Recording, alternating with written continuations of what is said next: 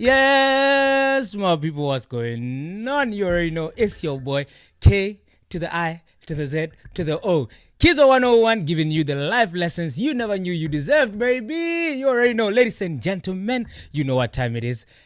KIZO Unburdened is currently sitting at 147 subscribers, baby. Woo! I love it. Shout out to everyone who's subscribing. Shout out to everyone who's showing the boys some love. I love this. If you're new to the gang, welcome to KIZO 101. This is KIZO Unburdened. Unburdened is my own public personal diary where I get to share some of my experiences and opinions with you guys, and we get to enjoy. So, ladies and gentlemen, without wasting any more of your time, you know what to do. Do like, do share, do comment, and do subscribe. Why? Because it's like paradise.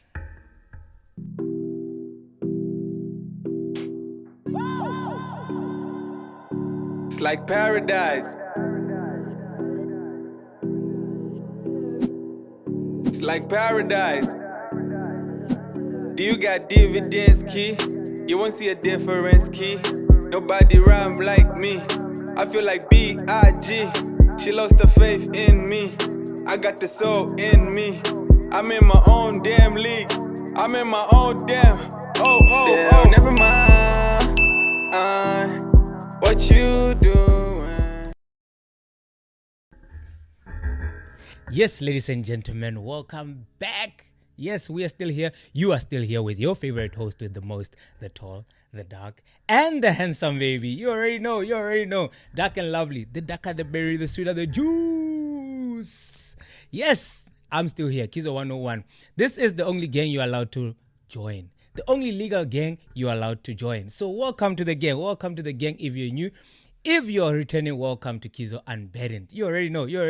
Ladies and gentlemen, so now catching up on the latest. Catching up on this news. You already know. Real Madrid striker or forward, Vinicius Jr., the Brazilian. Yes, that one who has been troubling most of our teams. If you're a soccer supporter, you know this boy has been a menace to all of us. A great soccer player, by the way. Marvelous soccer player. Says that he feels less and less like he wants to play for Real Madrid. Now, one might ask, why is it that he doesn't want to play for Real Madrid no more, or feeling like he doesn't want to play for Real Madrid? Because everyone knows Real Madrid is a catch. If you're playing for Real Madrid, you're playing for one of the biggest teams in the world. Yeah, that's like almost, I don't know about now, but I think during the era where I was watching football, I started watching football, Real Madrid was the team that everyone wanted to land on. You know, it's winning Champions Leagues, it's paying well. I mean, they took Hazard from my currently now shaking team, Chelsea. Yeah, they took Hazard. Hazard went there, gained weight. You can see the boy's life is nice. You understand? The boy's life is nice. So why would Vinicius Jr. say that he does not want to play for Real Madrid? Now, it's said that he said this due to the racism that goes on while he's playing. The title reads as follows. Let me read the title for you. Vinicius Jr., Brazil and Real Madrid forward, breaks down in tears over racist abuse endured in Spain. Last season, there were 10 abusive incidents reported to prosecutors by La Liga, with 23-year-old most recent the subject of racism chanting by Atletico Madrid fans before the Champions League against Inter Milan. I don't know why. If you're going to a soccer stadium, I feel like soccer has no race. If you're going to watch soccer, there's no race to soccer. It's just football. It's just 22 men chasing one ball. As stupid as it sounds that 22 men chase one ball for 90 minutes, over an hour. But it's there to bind all of us. It's there for us all to enjoy. So, hey, it is what it is. In other news, Donald Trump's hush money trial date has been set for the 15th of April, just before the elections. Will this shift the elections away from him, or it will shift it in his favor? We don't know. But the date has been set for the 15th of April. 15th of April, the hush money trial starts. Yeah, I'm excited to see how that plays out. It might drag on for years, it might drag on for months, but yeah, I'm really excited to see how that plays out. Now moving on to the fun fact. Yeah, fun fact of today. Did you know? This is the fun fact. Music helps plants grow faster. You know some of these fun facts, yeah? Some of these fun facts, they shake me. They leave me at a loss of words. Because, I mean, if a farmer knew that in order for their plants to grow, all they needed to do was play some music, they would blast music. And also, what's the science behind it? Let's Google this. I'm really interested. This is from the Facts app, by the way. This is from the Facts app. Now I'm going on Google. Why does music help? VPN is off. Sorry. Yeah, but also, is it the type of music that you play or just music in general? Like if you just play music in general, your plants will go faster. That's another thing. Why does music help plants grow? Yes.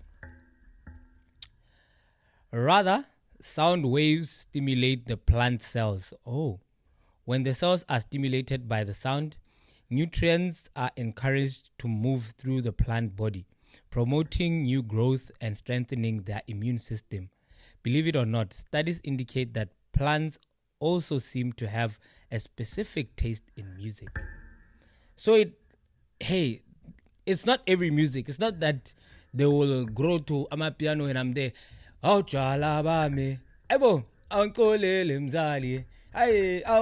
will grow. Maybe they grow to Mozart there. Or Celine Dion, my heart will grow on. My heart will go on. Yeah, my heart will go. Maybe. But anyway, that's today's fun fact. Moving right along. Guys, I was on Facebook recently. And then I saw this post. You know, Facebook is my news cafe. Yes, it's like my newspaper. You know, I go and get all my juicy topics and my juicy information. So I was scrolling on Facebook and I saw something very interesting that also contributed. In fact, I saw two posts that contributed to today's topic, right? So I'm going to read the first one. Janet Jackson married a Qatar billionaire Wissam Al-Mana in 2012. The prenuptial agreement was, firstly, she would get $100 million if the marriage lasted at least 5 years. Secondly, she would get $100 million if she gave the tycoon an heir. The prenup states that if the parties stay married for at least 5 years, Miss Janet Jackson would be entitled to $100 million, around 79 million euros. Yeah. The prenup also provided that should they have a child, the $100 million Miss Jackson is entitled to after 5 years would double to $200 million. The marriage lasted 5 years. She gave birth to a baby boy. After exactly 5 years, they divorced. Was she after the bag or was it love? What's your opinion? Was she after the bag or it was love? Because the marriage did last the stipulated time, which was 5 years. And she left with $100 million. Yeah, that part was secured. And guess what? Landed a baby boy for the billionaire, $100 million again on top. So $200 million for just being married for 5 years and giving birth. That's crazy. I was watching the Hustler's Corner by DJ's Boo, where he was interviewing Tahi, and Tahi was like, it's very easy. It's not easy to be a woman, but they get things easily, especially when it comes to money. He was giving an example of Cyan Bougie. He was like, Cyan Bougie is currently a DJ, but the lifestyle she leads or she's living is not that of a DJ. Of an average DJ for that matter, of a startup DJ, the life she's living is not that of an influencer due to the mere fact that she's a lady. She's a hun. You get, she's a hun. I know this sounds misogynistic and all of that. You understand? We're not saying they're not hardworking women outside there. They are hardworking women outside there. But some, it comes easier for a male than for a female than a male. Take social media following, for example, right? A woman who's doing exactly what a man is doing is more likely to get more followers than a man is. Especially on Instagram. I'm mostly on Instagram, and this one I know for a fact that it's most likely to happen. You get? So yeah, that was part one of what inspired today's topic. The Janet Jackson, was she after the bag or she was in love? Which one was it? We'll never know. She's the only one who can answer that question. Right? And also I saw this interesting story. I don't know. What's you guys' take on finding a lover outside your tax bracket? Like, let's say I'm earning $10 a day. And then I meet someone who's earning $200 a day. Right? $200 a day, I'm earning $100. What's your take on dating someone in that environment, right? The reason I asked this question, the story I saw was of these two couples. Well, they both started from humbling backgrounds. Like, they did not have much. And then they grew up until they blew up. Now they're going on vacations. Everything is well. But they used to sleep on the floor. All of that. Now, the comment on that post was that we can't succumb our partners. That's what I'm paraphrasing what she said, by the way. We can't succumb our partners to the struggles just because we don't have. You understand? If you find luxury in bacon and eggs, the partner you are going to find, or the partner you find, if that partner is accustomed to bacon and eggs, you can't fault her for enjoying that privilege and say, no, you are snobbish, no, you are privileged, blah, blah, blah, blah, downsize and come and live with me and wake up. Instead of waking up to breakfast of bacon and eggs, you must wake up now to beans and pap. You must wake up to pap and beans now. Or even porridge and dry bread. You understand? That's what she was saying. She was like, you can't succumb me to that. Meanwhile, when I grew up, I never grew up in hardship, right? So I was reading through the comments, and one of the comments was a lady who mentioned that she was now engaged, and after she got engaged and she said yes, the fiance was like, no, let's move to the rural areas. I have a farm that I'm trying to grow, and that's where I would like us to relocate to. You understand? So the husband was like, no, I don't want to relocate there. I want to stay here.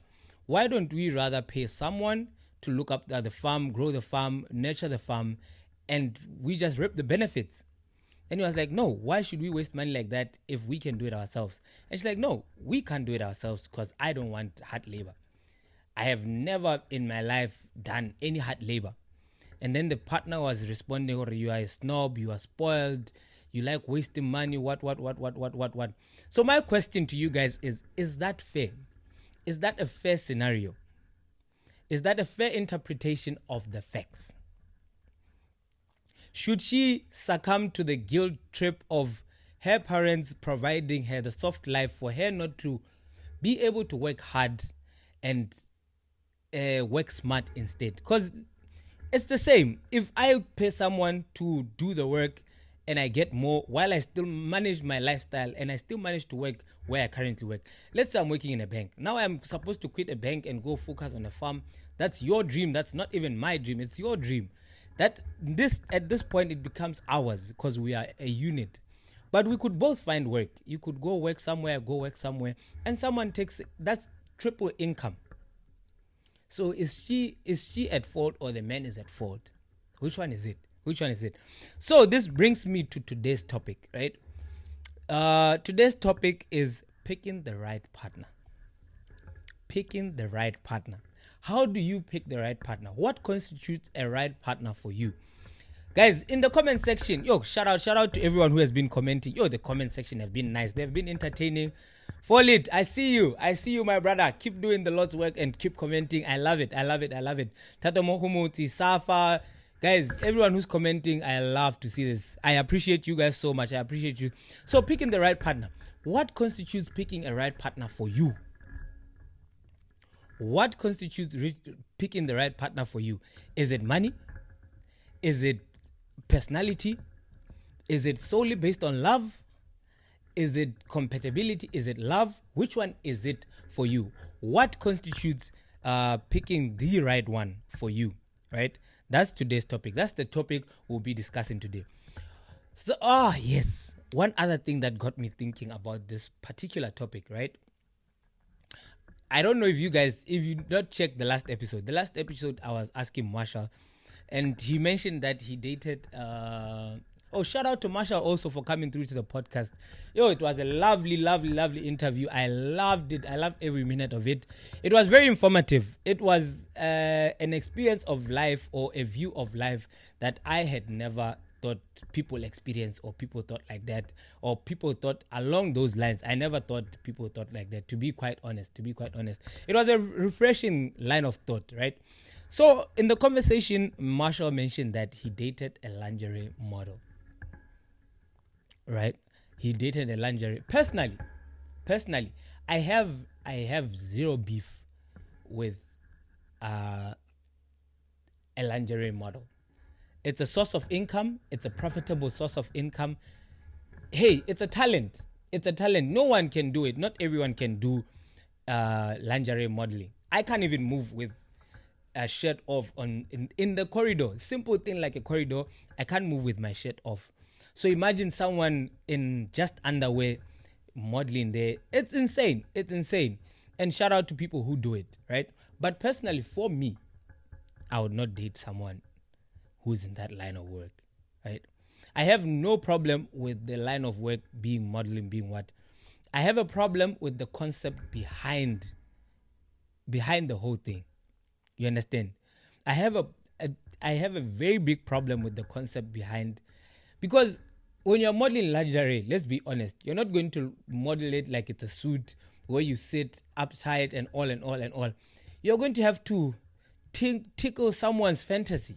You're going to have to, put some seductive features into it. You're going to have to entice other people. And that's where my problem is. I have no problem. If I find you and I like you and we start talking, well, I hope that never happens. But if we start talking and then you say, I'm a lingerie model, right? I won't say, hey, stop doing that or what. Cool. You are good people who will continue talking. But I wouldn't go out of my way to find a lingerie model. Facts. That's just me. So the boy was like, he did that. He dated a lingerie model. I don't know how he did that. The attention must have been insane. You see, that's why he even said, when he was moving around, he started seeing, this Han knows people.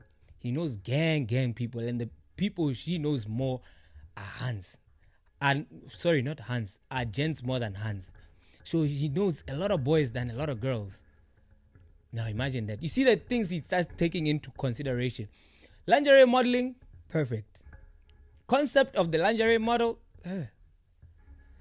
it's crazy. Hence, I always say, if I find you doing it, I can't say change it. Because I believe in this life, if you are in a relationship, it should upgrade, not downgrade. If I find you up here, I should seek to elevate you, not to degrade you. You understand what I'm saying? Alright. I think I'm waffling too much. I've been waffling. So, let's get into today. Today's question is, what factors do you consider when picking a partner? I think I already mentioned this. First of all, my types is small petite women, I like them. I like them my size. You get, that's my size. She must be shorter than me. I can't date a tall handsome. I cannot date a tall hand. No. It can never happen. It can. Now when I'm talking to you, I'm here. Yes, baby. And when you're in, now when you're in an argument, you're pointing at me like this. You stop this. You stop this now. You know what you did pissed me off. It pissed me off. Who? Ain't no way that's happening. It is not happening. Then there's age group. That's my second one. Age group. Age is very important, guys. Age is very, very important. I cannot date anyone younger than my younger sister. It's a lie. It's not happening. From 2000 going up, my younger sister was born in 2002. Yeah. From 2000 going, give me 0. Once you just say 2000, give me this one. I am Andy. I'm not going there. I am not going. I am not right turn. I don't want to catch a case. I am not. Now we're in an argument and you're telling me act your age. I feel like a sugar daddy in that point. 2000. I know it's just 5 years. Mario. Even my younger sister was asking when she first started dating, right? She texted me, hey, this. What should I look for in guys? What? Any tips on how to navigate this dating world? I told her first thing, be truthful with yourself. That was the first one. And I told her, don't date anyone 3-4 years older than you. No, don't do that one. Yes, we'll say they're not mature enough. Women mature quickly. But there's a whole lot of things that happen also in that regard, you get. And I've been proven wrong that there are actually very, very mature people out there who are young. It has been proven. I swallow my words. But for me, as long as you fall below 2000, out. Then the third one would be future plans or career direction. Right? We must normalize asking this question. Where do you see yourself in 5 years? When we are starting talking stage, it's very important. Where do you see yourself in 5 years? Especially if this is someone you want to, this must be my hand. This must be someone we are trying this life thing. You must ask that question. It's very important to ask that question. It's because now you're going to end up like that person I was narrating in the story. Now you're going to be told, I want to go to the farm. Your luxury is not my luxury. Your luxury might be Bali. My luxury might be the farm. You understand? There are a lot of billionaires that live in farmhouses. There are a lot of very, very rich people that get houses in Dubai. That's their luxury. That's my luxury. Your luxury might be bacon and eggs in the morning. My luxury might just be, hey, I'm drinking a coffee, eating croissant. A croissant. I think croissant is a type of bread, I think. Yeah. So I'm eating a croissant. There are people who like traveling. There are people who just don't like traveling. Right? So you'd want to tour. Someone is just like, where? Give me 0. You understand? So it's very important to know if the direction of your relationship is headed the same way, right? Especially for us in foreign lands. You see, if you're in a foreign country, you fall in love with someone from where you're not from, right? And then you pursue this whole love thing, you see. It gets nice. It's nice when you guys are together. It's nice when you guys are prospering. But then it comes a time like now, when graduation sets in and you're supposed to graduate. Now, what happens next? That's when you start having the talks a month before graduation. Do we continue or we put a stop to all of this now? Put a stop to what? Homeboy, put a stop. What was the initial plan? Now suddenly someone is crying. Hey, I can't do long distance. Hey, way. My friend, when you're entering, where were you going? Where were you going when you're entering? Was it not the same long distance that now you want to create a fuss all over? Hey, me, I can't. Hey, this thing. So it's very important to ask at the beginning, when it's talking stage, where are you going? Whatever her plans or his plans may be, may not materialize. They may not come true. You understand? People don't know. Some people don't reach their full potential, right? They might never reach where they want to reach. But the fact that that's the direction they want to take, that's where their mindset is. That's what's important. Okay, at least I know, this is how my partner is thinking. This is the line of thought my partner has. You understand? So yeah, career choice, age group, and my preference or my type, right? Those are the things I consider.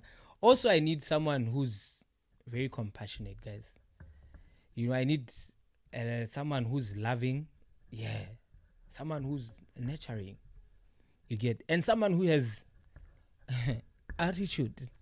I need someone who's sure of who they are, not someone who's still discovering, this is where we're headed. This is where, you see, I need someone who's sure, this is me. This is who I am. You understand? If you meet my better half walking there, you know that person knows that this person, they are the woman they think they are. You get? And that's what I love. That's what you should have seen. They had spotted talent. English. They had spotted talent recently, and she was doing the fashion walk. When she was walking down, I was like, yes, mama. I love this. I love to see this. The confidence, boosting, everything. 100 over 100, 10 over 10, minus nothing. That's what we love to see. That is what I love to see. All right. Another question. Should religion affect the decision? Yeah, that's what is written here. Should religion affect the decision of picking a partner?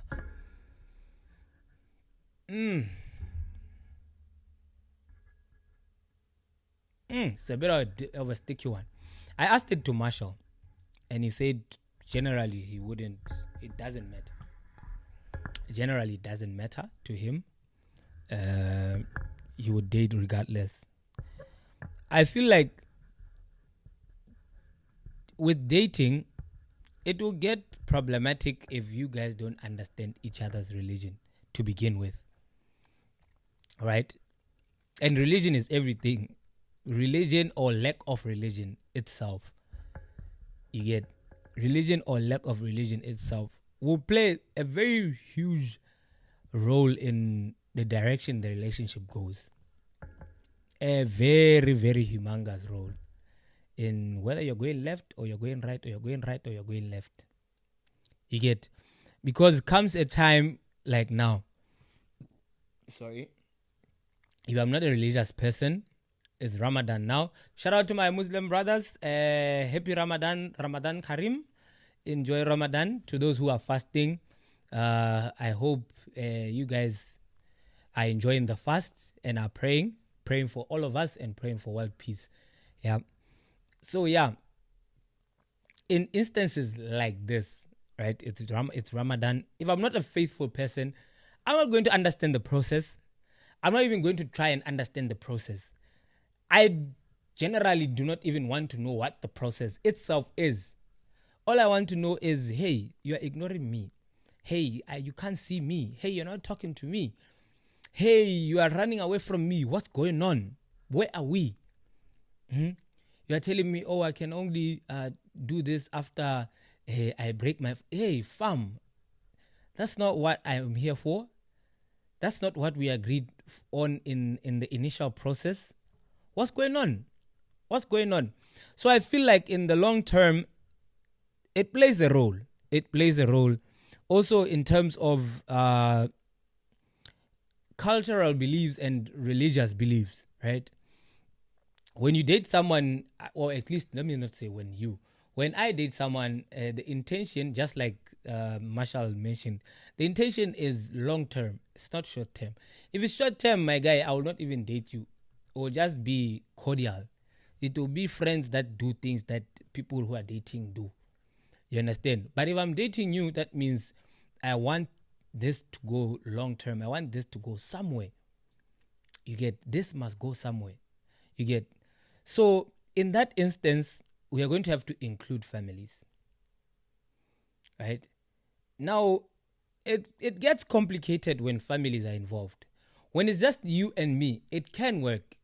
You understand? We can reach a consensus. We can reach an agreement to say, oh yeah, this is what's happening. This is how it's happening. What. And I love it for us. Now, my father will tell me, I don't want someone who doesn't do this as a daughter-in-law. Your mother will come, say this. Suddenly, because us, when you enter, a man cannot wear a cap indoors. The irony of me wearing a cap always, literally always, right? Then they say, you can't wear a cap indoors. Then you go there, you can't sit on then some religions will tell you can't sit at the table with a bare head. Problem. Eh? Now we are there. My father wants to eat. Hey, I can't. Food. What? You understand? So dating, yes. I don't think it's much of a problem. You understand? But now it becomes a problem when it moves beyond dating. When it gets to being in a relationship, when it gets to loving someone, it becomes a bit of a sticky one still. Because in as much as it's all religion, it's not the same religion, right? It's not. Even Christianity itself varies, You have also, after we get married, what's the expectation? The reason I ask this, right? I've seen in a lot of marriages, especially back home, right? Maybe the wife was a Catholic and then marries a guy who's a Protestant. I think that's what's okay, let me use the word I'm familiar with. Marries into Zion, right? The boyfriend is a ZCC goer, right? Or church attender. Now the wife now becomes ZCC, as member of ZCC, and no longer goes to Catholic, right? Now, that's why I'm saying, even in Christianity, what if I do not want to let go of the religion I know? Then what happens? What if we are both not willing to compromise in the religion? Then what happens? And here I'm merely just even referring to just Christianity itself.